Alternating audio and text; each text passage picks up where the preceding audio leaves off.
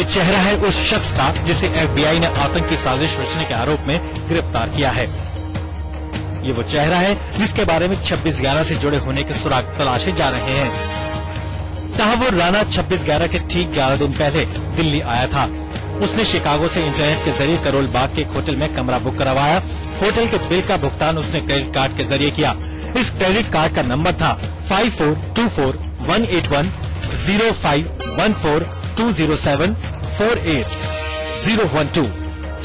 Hotel की booking कराने के लिए उसने अपना जो पता दिया वो था 2809 W Devon Chicago IL 60659 United states.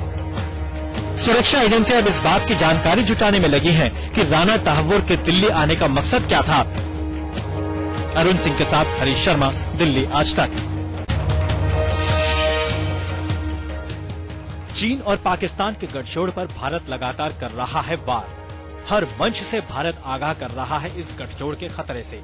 रक्षा मंत्री AK एंटनी ने कहा है कि चीन और पाकिस्तान का गठजोड़ भारत के लिए खतरनाक हो सकता है। हालांकि उन्होंने कहा कि भारत अपने सभी पड़ोसियों से दोस्ताना संबंध रखना चाहता है।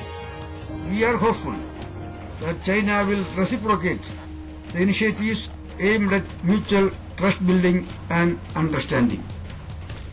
The increasing nexus between China and Pakistan in military sphere remains an area of serious concern.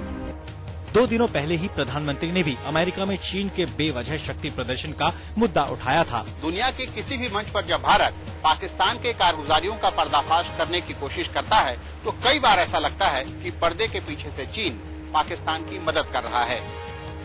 Balkrishna, Delhi आज तक। पूरे भारत का ऐतिहासिक शौर्य दिवस है। मैं चाहता हूं वो आगे इस प्रकार की बातें अगर न बोलेंगे तो ज्यादा। सुना आपने, राम मंदिर के लिए रथ यात्रा शुरू करने वाले आडवाणी को VHP सुप्रीमो अशोक सिंघल ने क्या नसीहत दी है। सिंघल को ये गवारा नहीं कि आडवाणी 6 दिसंबर को काला दिवस करार दें। क्या हिंदू समाज को मूर्ख नहीं बनाया जा रहा है? जाहिर है लिब्राहन रिपोर्ट ने एक बार फिर VHP को जीवन दान दे दिया है। मुश्किल तो बीजेपी की है जो रामधुन तो गा रही है लेकिन सिंघल आडवाणी विवाद से कन्नी काट रही है। आडवाणी जी ने स्वयं कमीशन के सामने 3 दिन गवाही दिया, बाकी लोगों ने दिया। हमारी इच्छा अवश्य है, ये योजना हम लोग की नहीं थी।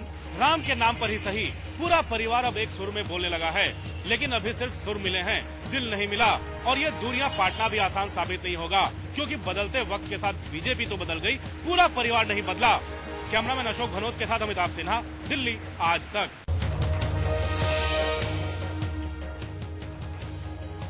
बर्फ से ढकी वादी को चीरती हुई जाती ये सड़क सिर्फ इसलिए ही खास नहीं है क्योंकि ये खूबसूरत हसीन वादी से होकर गुजरती है। ये सड़क इसलिए भी खास है क्योंकि इस पर करीब 400 साल बाद गाड़ियों और इंसानों की चहलकदमी हो रही है। मुगल रोड को अब फिर इसीलिए गाड़ियों और इंसानों की बेरोक टोक आवाजाही के लायक बनाया जा रहा है ताकि कश्मीर से रजौरी और पुंछ जाने की 2 दिनों की राह सिर्फ 5 घंटे में पूरी हो सके। जम्मू कश्मीर के मुख्यमंत्री उमर अब्दुल्ला ने खुद इस सड़क पर गाड़ी दौड़ाकर काम की प्रगति का जायजा लिया। इलाके के लोग बेसब्री से सड़क के तैयार होने का इंतजार कर रहे हैं। इस मुगल रोड के बारे में हमें इंतजार थे कि ये मुगल रोड बननी चाहिए, इससे हमें बहुत फायदा है। हमारे भाई कुछ पुलिस इलाके में, कुछ कश्मीर में, इससे हम जुड़ जाएंगे।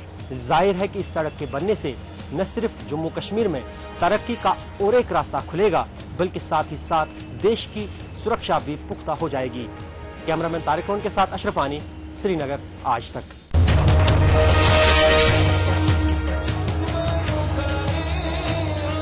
मुसलमानों के पवित्र शहर मक्का में दुनिया भर से आए 20 लाख से ज्यादा हाजियों का सफर सही सलामत रहा।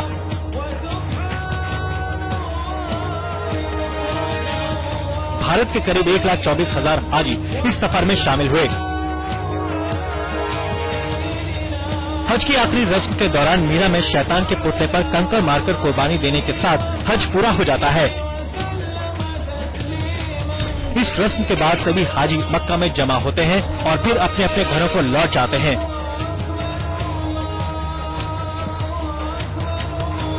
कहते हैं कि हर मुसलमान का ये ख्वाब होता है कि वो हज करे।